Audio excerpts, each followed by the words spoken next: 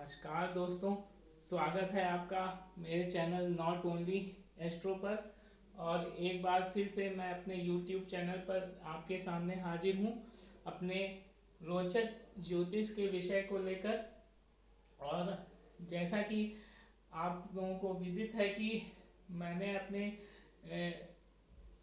कुंडली के विषय में भावों की चर्चा शुरू की थी और हम आज अपनी चर्चा को आगे बढ़ाएंगे। आज हम देखेंगे कुंडली के लग्न कुंडली के तीसरे भाव के बारे में।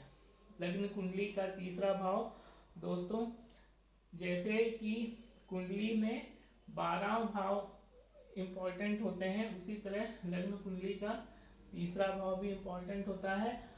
आज हम देखेंगे कि हमारे लग्न कुंडली का तीसरा भाव किन किन चीज़ों को प्रदर्शित करता है, किन किन विषय वस्तुओं के बारे में बताता है।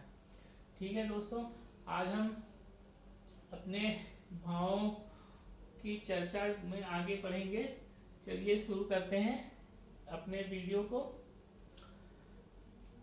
देखिए दोस्तों, जैसा कि मैंने अपने पिछले 2 वीडियोज में लग्न अर्थात पहले भाव कुंडली के पहले लग्न कुंडली के पहले भाव और दूसरे भाव के बारे में बता दिया है। यहाँ पर मैं एक चीज और जोड़ना चाहूँगा। पहले हम तीसरे भाव के उपनाम जो कुछ होते हैं उनको देख लेते हैं कि इसको किन किन भावों से, किन किन नामों से इस भाव को पुकारा जाता है। पराक्रम भाव बोला जाता है क्योंकि ये सबसे ज़्यादा मेनली उस व्यक्ति के, जिस व्यक्ति की कुंडली होती है उसके पराक्रम को प्रदर्शित करता है। सहज भाव एक संज्ञा दी जाती है इसको, और इसको उपचय भाव भी बोला जाता है। ठीक है दोस्तों, उपचय भाव अर्थात वृद्धि का भाव, किसी चीज को जमा करने का भाव। जैसे कि हम उपचय भावों में और भावों को भी देखते हैं, जैसे तीसरा, छठा, 10वां, 11वां, ये भी हमारे उपचय भाव ही कहलाते हैं।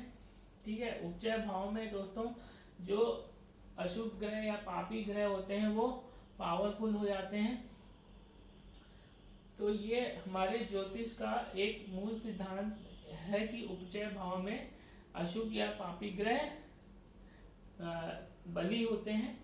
और दोस्तों एक जो मैं इंटरेस्टिंग चीज आप लोगों को बताना चाहता था वो है, जैसा कि मैंने त्रिकोण भाव बताया था पहले भाव की जब चर्चा की थी, लग्न कुंडली के पहले भाव की, लग्न की, तो इसमें मैंने एक जनरल त्रिकोण जो आप लोगों को बताया था, पहला भाव, 5वां भाव और 9वां भाव, ये हमारे त्रिकोण भाव होते हैं, जिसमें कि पहला केंद्र भी होता है और त्रिकोण भी होता है। यहाँ पर हम दोस्तों अपने 4 पुरुषार्थों को थोड़ा सा रिकॉल करते हैं। 4 पुरुषार्थ ये क्या है? जैसे कि आप सभी लोगों को पता होगा, हमारे 4 पुरुषार्थ हैं: धर्म, अर्थ, काम, मोक्ष। मोक्ष अर्थात मुक्ति। ठीक है दोस्तों, तो ये हमारे 4 पुरुषार्थ हैं, मनुष्य के 4 पुरुषार्थ। तो ये कुंडली में दोस्तों ये हमारा जो पहला भाव होता है, लग्न होता है, ये यहाँ से हमारा धर्म त्रिकोण शुरू होता है। अर्थात पहला भाव, अब पहले से पंचम जो है 5वां भाव, पहले से 5वां, यहाँ से गिनेंगे 1 2 3 4 5, और यहाँ से 5वां 1 2 3 4 5। तो ये जो पहला जो हमारा त्रिकोण था ये हमारा धर्म त्रिकोण, पहला, 5वां और 9वां ये हमारे धर्म त्रिकोण के भाव थे। और दूसरा, और दूसरे से 5वां 1 2 3 4, सॉरी 1 2 3 4, यहाँ पर कुछ देखिए पहले से पांचवा था, पांचवा भाव, तो दूसरे से पांचवा क्या आएगा, छठा भाव। गिनिए 1 2 3, 1 2 3 4 5। ठीक है दोस्तों, तो दूसरा भाव, छठा भाव, और यहाँ से पांचवा 1 2 3 4 5, 10वां भाव। तो ये हमारा जो बनता है, ये क्योंकि दूसरा भाव से हमारा ये त्रिकोण शुरू हो रहा है, दूसरा भाव मेनली अर्थ का, धन का होता है, तो ये अर्थ त्रिकोण होगा। ठीक है दोस्तों, ये त्रिकोण जो एक बनेगा ऐसे करके, ये अर्थ त्रिकोण होगा। ये हमारे जो तीन भाव हैं, ये अर्थ अर्थात धन वित्तीय मामलों के बारे में भी बताते हैं। धर्म अर्थ के बाद हम आते हैं काम पे। काम अर्थात इच्छाएं। ठीक है दोस्तों, काम मतलब इच्छाएं, हमारी जो इच्छाएं हैं, महत्वाकांक्षाएं हैं, वो हमारे तीसरे भाव से शुरू होती हैं। तीसरा भाव से अब यहाँ से पांचवा गिनिए, 1 2 3 4, यहाँ से 1 2 3 4 5, 5 हो गए दोस्तों। पांचवें पे क्या आया, सातवां भाव। ये हमारा काम त्रिकोण का हिस्सा हो गया। फिर यहाँ से पांचवा 1 2 3 4 5, 11वां भाव। मतलब ये एक त्रिकोण बना, काम त्रिकोण, तीसरा, सातवां और 11वां। ये एक तीसरा पुरुषार्थ जो हमारा होता है, काम अर्थात इच्छाएं, काम त्रिकोण का एक हिस्सा हो गया, तीसरा भाव। ठीक है दोस्तों, तो इन भावों से, इन तीन भावों से हमारी इच्छाएं देखी जाती हैं, तीसरे भाव से, सातवें भाव से और 11वें भाव से। ठीक है दोस्तों, आगे बढ़ते हैं। चौथा पुरुषार्थ है मोक्ष। मोक्ष अर्थात मुक्ति।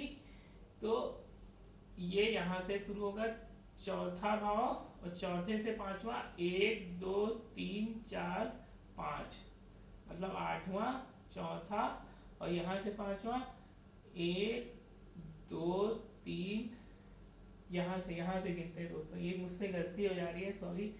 1 2 3 4 5। ठीक है, यहाँ से पांचवा जो हो जाएगा, ये हमारा 12वां भाव हो जाएगा।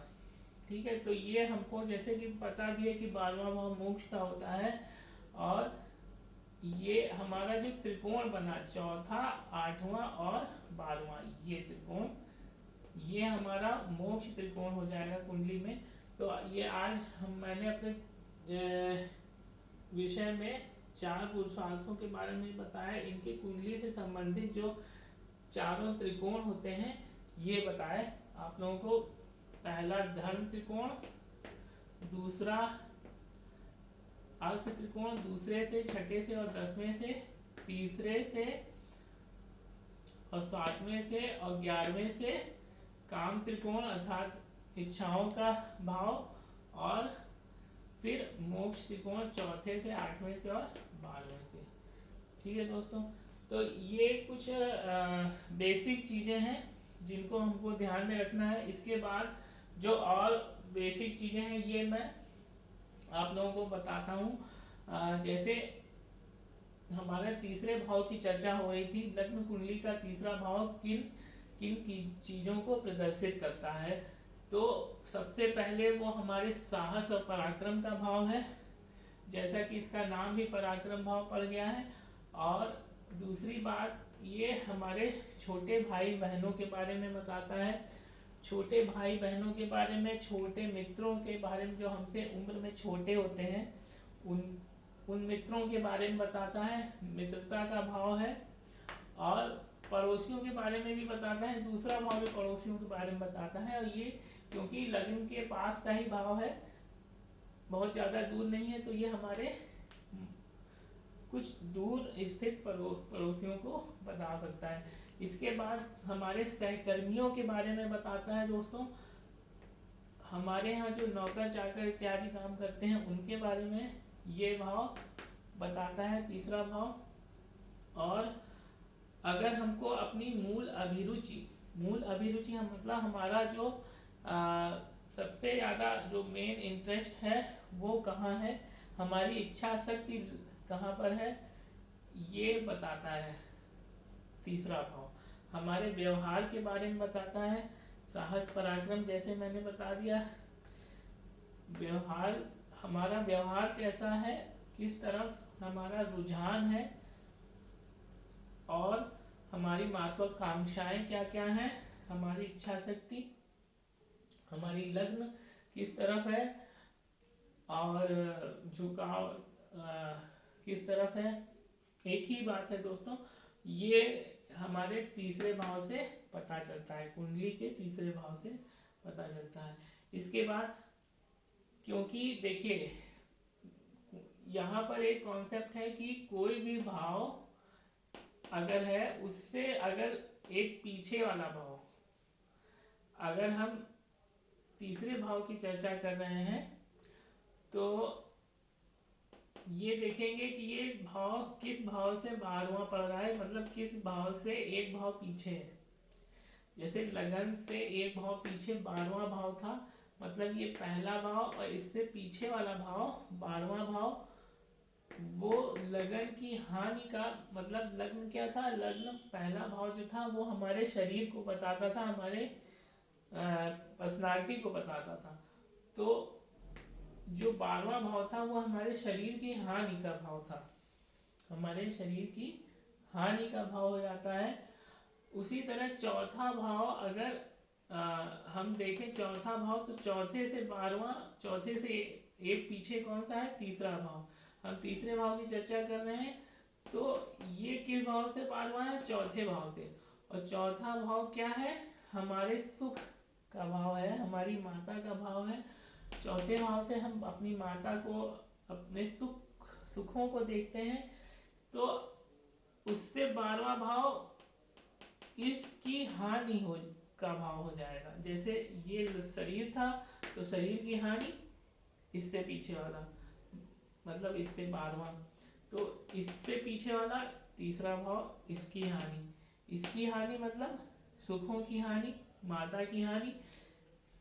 माता को चोट चपेट अगर उनको लग जाती है तो उसके लिए ये भाव देख सकते हैं कि दुर्घटना कोई अगर आशंका होती है तो इस भाव से पता चल जाता है। ठीक है दोस्तों, आगे हम और देखेंगे कि, तो मैं बता रहा था ये सुखों का भाव है, तो इस सुखों की हानि क्या हो जाएगी, जो हमारे दुख होंगे वो क्या है, सुखों की हानि है, तो हमारे दुखों का भाव तीसरा भाव हो जाएगा। और संचार कौशल का भाव भी होता है मेनली दोस्तों। अगर हम काल पुरुष की कुंडली की चर्चा करें, काल पुरुष की कुंडली जैसे कि मैंने अपने पिछले वीडियोस में जितनी भी उसके बारे में बताया था भावों के बारे में, तो उसमें मेष लगन की कुंडली बनाई थी। जब ग्रहों के बारे में बताते थे तो मेष लगन की काल पुरुष की कुंडली बनाते थे। मतलब अगर यहाँ पे 1 नंबर लिखा हो तो यहाँ क्या आ जाएगा, 2 आ जाएगा, यहाँ 3 आ जाएगा। तो इस तरह से मेष लगन, मेष राशि अर्थात पहले भाव में, तो मेष लगन की कुंडली जो होती थी काल पुरुष की कुंडली होती थी। ये काल पुरुष की कुंडली के हिसाब से 3 नंबर राशि मतलब मिथुन राशि इस भाव में पड़ती है। तो मिथुन राशि के स्वामी होते हैं बुध, तो ये भाव बुध से भी संबंधित हो जाएगा। और बुध की विशेषताओं में जब मैंने बताया था तो बताया था जो कम्युनिकेशन जो होती है, संचार कौशल जो होता है, कन्वर्सेशन हमारी संवाद बातचीत जो होती है वो बुध से देखी जाती है। तो अगर बुध संबंधित है इस भाव से काल पुरुष की कुंडली में, तो ये भाव हमारे संचार का, बातचीत का, कन्वर्सेशन का, जो हम फोन पे जितना भी संवाद करते हैं, हमारे जो सोशल मीडिया के जितने एप्स हैं उनके माध्यम से हम जो भी काम करते हैं वो सब हमारा तीसरे भाव से प्रदर्शित होता है। ठीक है दोस्तों, कन्वर्सेशन और पराक्रम है उद्यमशीलता, मेहनत, कर्म, इसी भाव से प्रदर्शित होंगे। फिर अगर हमको अपनी धैर्य संबंधी गुण देखना है तो धैर्य संबंधी गुण भी तीसरे भाव से ही देखा जाएगा। इसके बाद अगर अपनी आयु देखनी है, अब देखिए यहाँ पे आयु देखने के लिए हम ज्योतिष के एक बहुत ही गूढ़ सिद्धांत भावात भावम का सिद्धांत है दोस्तों। भावात भावम मतलब भाव से भाव, तो किसी भाव से उतने भाव आगे, जैसे मान लीजिए ये तीसरा भाव की चर्चा हो रही है, तो अष्टम से अगर अष्टम देखें तो ये तीसरा आएगा, तो अष्टम से अष्टम आया, भाव से उतने ही भाव आगे आया, तो ये भावात भावम का सिद्धांत हो जाएगा। अब भावात भावम के सिद्धांत के अनुसार जो जिस भाव से उस जिससे हम गिन रहे हैं उसके गुण प्रदर्शित हो रहे हैं, वो गुण दूसरे भाव से भी प्रदर्शित होंगे। अष्टम से अष्टम होने के कारण इस भाव से भी आयु देखी जाएगी, व्यक्ति की आयु, क्योंकि आठवें भाव से हम आयु देखते हैं, तो आठवें से आठवां गिनिए, 1 2 3 4 5 6 7 8 ये आया। आठवें से आठवां होने की वजह से तीसरा भाव भी हमारी आयु को बताएगा भावात भावम के सिद्धांत के अनुसार। अब क्योंकि मैं बता दिया माता की चोट, क्योंकि माता के चौथे भाव से, चौथा भाव माता का होता है, उससे 12वां होने की वजह से उनके शरीर की हानि, क्योंकि लगन से 12वां हमारे शरीर की हानि और चौथे से 12वां माता के शरीर की हानि। उनको चोट चपेट, अगर दुर्घटना, उनके कोई रोग किसी तरह पकड़ लिया हो, तो वो सब अगर देखने हैं तो हम तीसरा भाव देखते हैं, कुंडली का तीसरा भाव। इसके बाद हम अगर अपने शरीर की बात करें तो दायां कान, हमारा जो दायां कान है वो तीसरे भाव से देखा जाता है। हमारे जो दाई भुजा है, यहाँ पे छूट गया दोस्तों, दाहिनी भुजा भी हम देख सकते हैं, दाहिनी भुजा। ये दोस्तों मैं इसलिए लिख देता हूँ, जैसे किसी को अगर स्क्रीनशॉट लेना हो तो वो ले सकते हैं। तो दायां कान, दाहिनी भुजा, हमारा गला और हमारे ऊपरी कंधे और ये जो कॉलर बोन होती है, ये कॉलर बोन जो होती है, ये हमारे तीसरे भाव से देखे जा सकते हैं।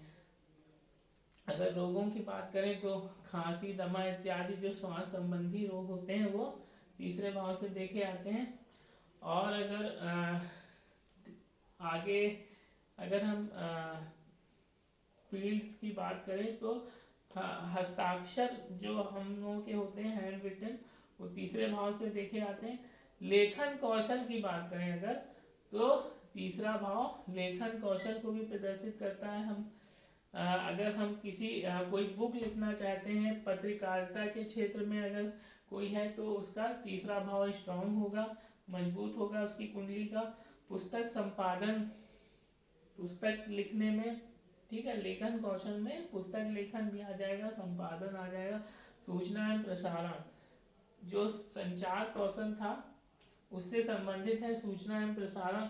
जो रिपोर्टिंग की फील्ड में जो लोग होते हैं, रिपोर्टर होते हैं, हमारे जो पत्रकार भाई लोग हैं, वो इस फील्ड में जाते हैं तो उनका तीसरा भाव मजबूत होता है। ठीक है दोस्तों, आगे हम देखेंगे औसत ज्ञान। औसत ज्ञान अगर है कि अगर हमको औसत ज्ञान आयुर्वेद इत्यादि की चर्चा करनी है तो हम तीसरे भाव को देख सकते हैं। इसके बाद इसका कारक भाव देखें तो मंगल, क्योंकि दोस्तों मंगल क्या है, मंगल हमारे पराक्रम को प्रदर्शित करता है, एक नैसर्गिक कारक है पर हमारे साहस का, पराक्रम का। तो और ये भाव भी साहस और पराक्रम को बताता है, तो मंगल इसका कारक हो जाएगा तीसरे भाव का। और काल पुरुष की कुंडली, जैसे अभी मैंने बताया आपको 1 2 3, तीसरी राशि अर्थात मिथुन राशि इसमें आती है तीसरे भाव में, तो बुध का स्वामित्व रखता है तीसरा भाव। और बुध बुध की जितनी भी विशेषताएं हैं वो तीसरे भाव से हमारे प्रदर्शित होंगी।